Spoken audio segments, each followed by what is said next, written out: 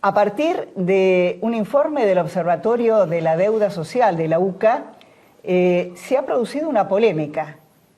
Este va a ser un tema de campaña, el otro tema es la droga y un tercer tema podría ser la justicia. Sí, y la inseguridad, ¿no? Y la inseguridad.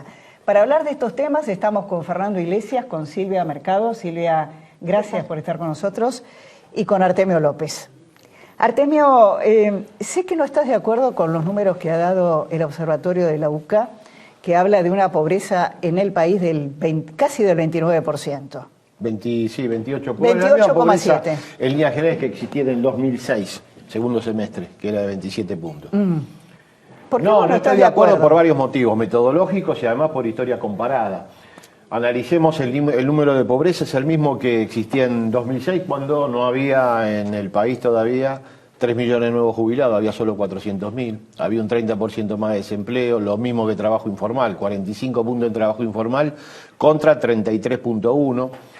No existía la asignación universal por hijo, que transfiere el equivalente al 25% del ingreso en el hogar que lo recibe. No existía el plan Progresar, o sea, 5 mecanismos de transferencia de ingresos muy poderosos. Ahora, esa es tu medición, no la del gobierno. Porque no, el gobierno... es la crítica que le hago al informe de la UCA. En términos comparativos, no puede ser que tengamos los mismos niveles de pobreza habiendo mejorado los indicadores de empleo, habiendo transferido ingresos a través de estos 3 mecanismos poderosos, la asignación universal, el plan Progresar y fundamentalmente... Pero el empleo bajó, El desempleo siguió bajando, de 9 puntos a 7. Había en 2006... No, es el INDEC cuando no estaba discutido, hoy es 7.1.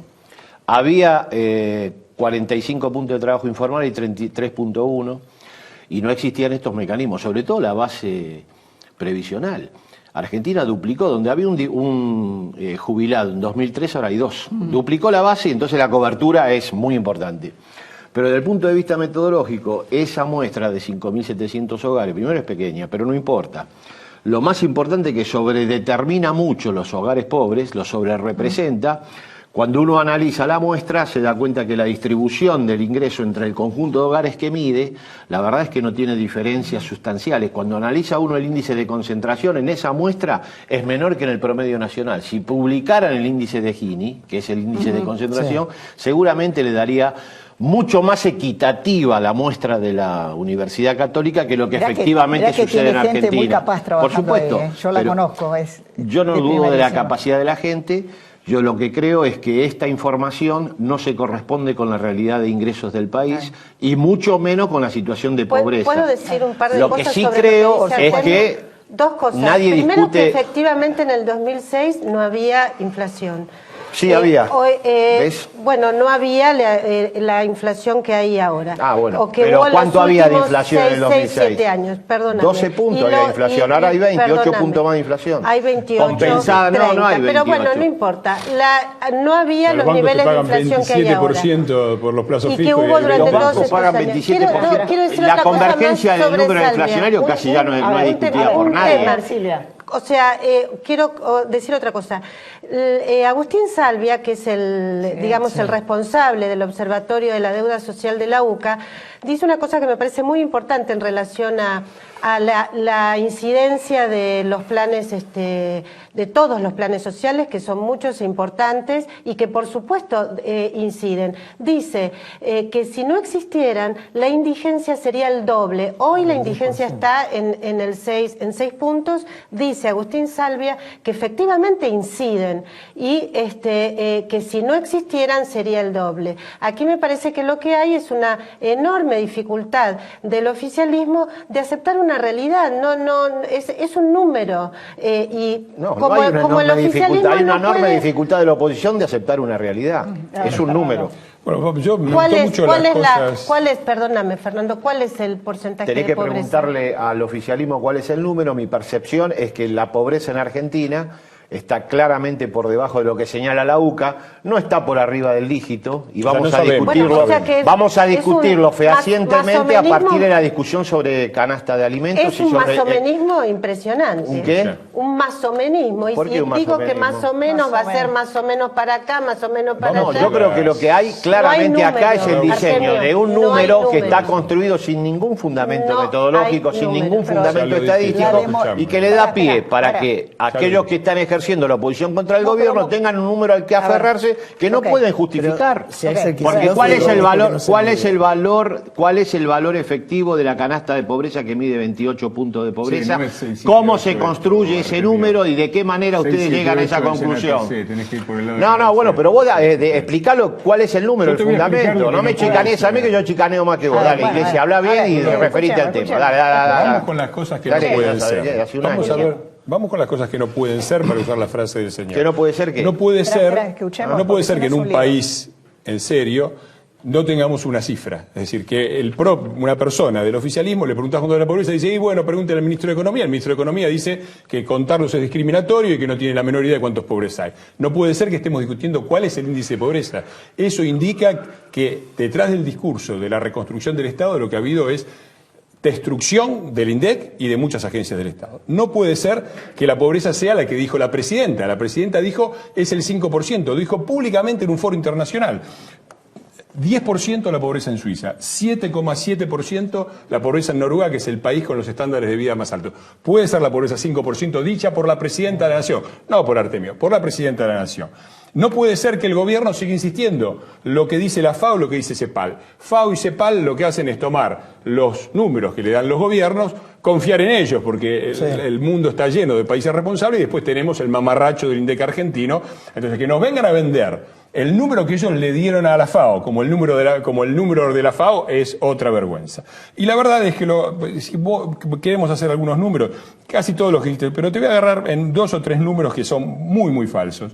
Cuando ellos calculan la pobreza, el último dato que dan de canasta básica, que es cómo se calcula la pobreza, es el siguiente. Diciembre del 2013. ¿Sabés cuánto necesita un adulto para comer en diciembre del 2013, según estos señores? 254 pesos por mes. ¿Sabés cuánto necesita para vivir completo? 577 pesos por mes. Por eso les da tan bajo eso. Pero además hay toda una serie de indicadores que son muy simples. No lo dice la UCA. La UCA dice esta cifra. Los empleados del INDEC que estos señores echaron para truchar el INDEC dicen que es del 25,1%. No tan muy diferente. La CGT, ¿no? La central, la gloriosa central de los trabajadores dice 28,6%. O sea, que son datos bien concretos. Todos opositores, correcto. La oposición converge en torno al 28%. Con respecto a todas las cifras que vos decís que se agregaron, ninguna de esas mueve la balanza. Porque la asignación universal por hijo es de 837. ¿Qué tiene que ver? La pobreza se mide por hogar. Iglesia, te metes en tema que no tenés la más remota idea de qué discutís. 3.821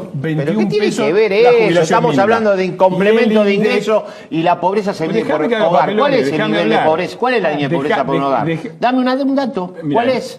Preguntale a la UCA. No, y vos, no sé, ¿cómo te pones a poner números si vos no tenés idea de lo que estás diciendo? Artemio, el INDEC dice que habla de globalización. 50%. Por favor.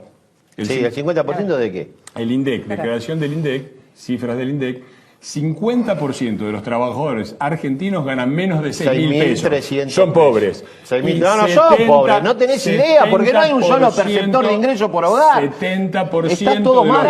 70%. Estamos diciendo cualquier cosa. 30% están por abajo de los 4.000 pesos. ¿Usted cree que porque uno gana 6.000 pesos y la línea de pobreza, según él, no sé cuál es, pero debe ser más de 6.000, ya es pobre? Pero hay más de un perceptor por hogar. Y la línea de pobreza se mide por hogar. No por lo que gana un individuo. ¿Y cuál es la Pero entonces, ¿para qué te metés a hablar vos? Explícamela vos. ¿Para qué te metés a hablar vos? ¿Con qué canasta no tenés idea. Vos decís que es menor. Vos decís que es menor que lo que dice la UCA. Yo te fundamenté por qué es menor. Otra vez. Vos no me estás respondiendo a lo que yo te dije. Bueno, yo te estoy preguntando. Estás tirando números al voleo que después no podés ni justificar. ¿Cuánto necesita una familia tipo para vivir? La familia tipo depende del componente de sexo, de edad, de cuántos miembros. No es firulete. Vos considerás firulete lo que es efectivo. ¿Sabés por qué vos hablas de firulete? Porque no tenés la más remota idea. No nos vamos a poner de acuerdo. No, evidentemente no. Si está diciendo que un hogar es pobre, si la percepción de salario de una persona es menor a la línea de pobreza, no nos vamos a poner de acuerdo, porque él considera que el hogar se mide en función del salario de un individuo, lo cual es un absurdo total. Vos lo dijiste, el INDEC dice 6.000 pesos son todos pobres. Yo lo dije. Ayer lo dijiste vos. 4.000 pesos también.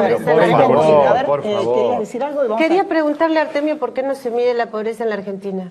Mira, yo creo que se está construyendo las canastas regionales y se va a dar a conocer el número. Habría que preguntárselo a las autoridades del INDEC. ¿No tenés el teléfono de Discovich o alguno de ellos? Sí, bueno, no, él dijo, lo llamamos. Él dijo que es muy difícil de hacer ese cálculo. Otros indicadores no sé si es muy difícil, muy simples de pobreza. Mirá, cifras de pobreza. No es fácil calcular la pobreza. Bueno, para Iglesia es fácil, pero efectivamente no es fácil calcular la pobreza y necesitas un relevamiento importante y canastas regionales que no es fácil de calcular. Acá me parece que no quieren decir. Vamos a hacer una pausa porque no nos vamos a poner de acuerdo. A ver, quería introducirles un tema. ¿Las elecciones para ustedes tienen que seguir siendo obligatorias? ¿Qué tema? El voto. El voto, perdón. Me refería al voto. ¿Por qué? Porque me parece que los políticos tienen el voto cautivo y entonces es como que son jingles de campaña, ¿entendés? Nadie se compromete a nada porque dice, total van a ir a votar. ¿No estaría mejor ganar y estimular al ciudadano para que vaya a votar?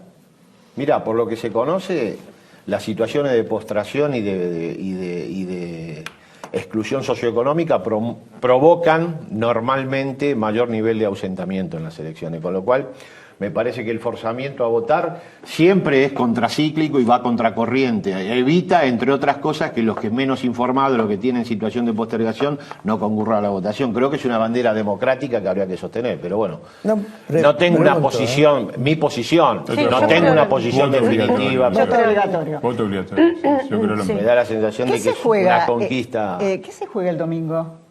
Me refiero a las elecciones en Capital Federal. ¿Qué se juega? Es una buena pregunta porque hay mucha gente que me parece que no lo sabe. Yo creo que se va a votar realmente, a pesar de que Martín Lustó no quiera, un modelo nacional. Porque la ciudad de Buenos Aires me parece que tiene una muy buena percepción de parte de la sociedad. Entre paréntesis, yo estuve recién en Montevideo y en Uruguay. En Uruguay, en Montevideo ganó el Frente Amplio en Uruguay y ganó el Frente Amplio también en la ciudad, en Montevideo, en la capital. Y impacta la diferencia de respaldo que tiene la gestión del Frente Amplio que en Montevideo. Acá, no vayamos. No, porque yo siempre critico tanto la Argentina, cómo nos ven y demás. Acá hay un orgullo por la ciudad de Buenos Aires que en otras, digamos, me llamó la atención que Montevideo no hubiera, independientemente de a quién se vote. Que la polaridad política de la capital federal, es decir, un grupo, digamos, de centro izquierda y uno de centro derecha, uno más con una característica, es más o menos lo mismo que hay en los países que en estos últimos 20 años en toda la región han dado consistentes pasos adelante. Es la polaridad política que existe en Chile, es la que existe en Brasil, es la que existe cambiando un poco en Uruguay y en todos los países que fueron para adelante. El único país que ha desaprovechado esta enorme oportunidad que ha tenido la región ha sido Argentina, y la anomalía, como siempre, es el partido que ha gobernado 24 de los últimos 26 años, robando con la mano derecha en los 90 y robando con la mano izquierda. ¿Tan duro con la UCR? Sí. No, bueno, pero de todas maneras... Con la Unión Cívica Radical. Perdón, no sé de qué partido se refiere. 24 años de 26, porque vos los números... No, le falta decir el tirano prófugo, ni nombra al peronismo ya. Bueno, ¿qué se juega? ¿Cuánto desgaste tiene Macri en la ciudad? De acuerdo a la brecha que tenga uno u otro candidato, ahí analizaremos. Lo que me parece que va a ir a la saga de todas las derrotas provinciales que tuvo el PRO desde Neuquén en adelante, donde no ha ganado una sola elección. Van terceros en todos, Artemio. Terceros en Capital Federal. Terceros en Córdoba. Terceros en Santa Fe. Perdieron Mendoza. No hablen de derrotas que quedan mal. Por favor, Alicia, no tenés idea de lo que decís. Bueno, acá Artemio... Vemos que no conoce de varios temas, no sé de uno. Artemio, ¿vos decís que el Frente para la Victoria gana en primera vuelta? ¿La formulación Lizzarini? Sí, ya está. A mi juicio vuelta. Sí, ya hoy está cerca del 40%. Sí. Yo creo que gana en primera vuelta y cuando se conozcan los números de provincia de Buenos Aires van a definir la media. En las encuestas van bárbaros, los votos van muy mal. Qué lástima, no me digas. Sí. Bueno, A mí me parece que el triunfo en primera vuelta es importante. Cuando uno analiza la saga de elecciones que se constituyeron desde Neuquén en adelante, se da cuenta que no hay competencia a nivel nacional. Hay sí fuerzas distritales que pueden eventualmente en algún distrito a nivel nacional no tiene perspectiva. La diferencia la van a hacer en la provincia de Buenos Aires, entonces, porque hasta ahora... No, pero cuando vos analizás intención de voto a nivel nacional, la lógica nacional cambia con respecto a la distrital de manera notable. Y además no hay ninguna fuerza nacional que pueda recuperar las alternativas opositoras a nivel distrital. Por ejemplo, lo que sucedió en Córdoba, ¿a qué espacio de la oposición se lo atribuyen? El triunfo de Schiaretti. ¿A quién? ¿A Massa? ¿Gana Massa a nivel nacional? No, a De la Sota. Bueno, ¿y cómo se expresa eso a nivel nacional? No tiene expresión nacional abierta. Yo creo que lo que hay que analizar es cuál es la dinámica nacional. Nuestra perspectiva es que el Frente para la Victoria, con la fórmula que encabeza Daniel Scioli, va a tener a nivel nacional los votos suficientes como para atravesar la barrera del 40% sin una oposición que pueda superar el 30%. A mí me parece que eso está planteado. ¿Tiene alguna chance, por supuesto, de ganar en primera vuelta? ¿Tiene alguna chance de ganar si Cristina Fernández de Kirchner no lo respalda? No, pero si la imagen de Cristina es la que tracciona el despliegue electoral no todos dicen lo mismo. En todos los lugares, acá hay sectores de la oposición que plantean que ganan ellos. En todos los lugares donde Cristina respaldó enfáticamente un candidato, perdió y mal. No me parece que sea así. No me parece que sea así. Ganó el Frente para la Victoria. En líneas generales tuvo mucho mejor desempeño en los distritos que hubieron hasta ahora elecciones que el que se esperaba. Al revés de lo que se esperaba con otras fuerzas que se supone que eran triunfantes. En Córdoba es una provincia donde el Frente para la Victoria a nivel distrital tiene problemas, y cuando vos analizás la dinámica nacional de la estructura... sí, pero en Mendoza el voto que tiene el FPV está consolidado en torno a la fórmula. Cuando vos analizás el voto de Mendoza opositor, desagregás la perspectiva nacional y vos vas a ver que una parte del voto de Mendoza no va a acompañar la propuesta del PRO. Es más, el radicalismo que en Mendoza gana las elecciones es el más crítico a la convención de Entre Ríos, que planteó el tipo de unidad pro-UCR, que es el que funciona a nivel nacional. No entendí muy bien. Me parece que son matemáticas del INDEC las que hace Artemio. A mí me parece que vos no entendés, entre otros temas, el tema electoral. Ahora escuchamos. Sí. Él dice... El Frente para la Victoria va a sacar más del 40%. Sí. Vamos a darle 45%. No, yo no dije el 45%. Macri, vamos a suponer 40. ¿Cuánto te voy a dar para tu favor? 42. No me des nada a favor porque 42. Yo no necesito, me arreglo solo. Macri dice va a sacar menos del 30. O sea, entre 42 y menos del 30 estamos en 70. Va a sacar, no. El otro 30% que no saca. Otra vez, vos tenés tanto miedo de lo que yo voy a decir que no, te tenés que superponer siempre. Si vos Déjame hacer los papelones tranquilos. Déjame, si total yo no sé de nada. Déjame hacer el papelón tranquilo. 40% de un lado, 30% del otro. Yo no sé cómo es la matemática de Artemio y del INDEC, pero da 70. El otro 30% de los argentinos que van a votar a Massa, me parece que hay algo que no les cierra. Bueno, Massa tiene presencia en la provincia de Buenos Aires, cosa que buena parte de los periodistas ningunean, y sin embargo sigue teniendo presencia en la provincia de Buenos Aires, que le impide construir una alternativa opositora unificada. Otra vez, no dejas hablar. La única verdad es la realidad. La única verdad es la realidad. Terceros en la capital federal, terceros en Santa Fe, terceros en Córdoba, perdieron la provincia de Mendoza. Sí. En más del 40% de los argentinos ya votaron, el Frente para la Victoria todavía no anda por el 30%. ¿Y la oposición cómo anda, amigo? Y son todos los demás. No tenés idea de lo que decís. Según vos, Stolbizer gana Santa Fe, Massa gana Córdoba. ¿Vos asumís que la lógica distrital es la lógica nacional? No tenés idea tampoco. Agregalo a tu larga lista de ignorancias, que es este tema también de cómo funciona electoralmente la Argentina. Agrega pobreza, cuestión electoral.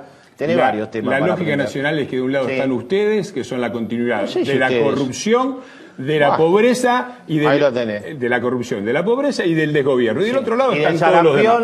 Así que andan por el 30, los demás deben andar por el 70. Yo creo que se te la va a poner muy difícil. Bueno, donde solo ganó el Frente para la Victoria, donde Cristina no respaldó al candidato. No es verdad eso. Cristina es la política más popular de Argentina junto con Scioli. Son las dos más importantes imágenes. 55 a nivel nacional y en los sectores populares más. En Mendoza, bueno, es la presidenta que se retira con mayor popularidad después de los dos mandatos que ha realizado. O sea, Cristina tiene imagen positiva por arriba del 55% después de 2 gestiones. Si eso fuera cierto, cosa que dudo, no logra sobre todo las que haces vos, los dicen todos los estudios conocidos. No logra trasladarlo. Es la política más popular. En las encuestas le va muy bien y en la que haces vos a vos te va muy bien Iglesia. Bueno, por eso que está buscando un puesto ahora en el PRO. Recorriste todo el espinel posible de alternativa política. Aterrizó acá, además sos una piedra, te vas a terminar de hundir.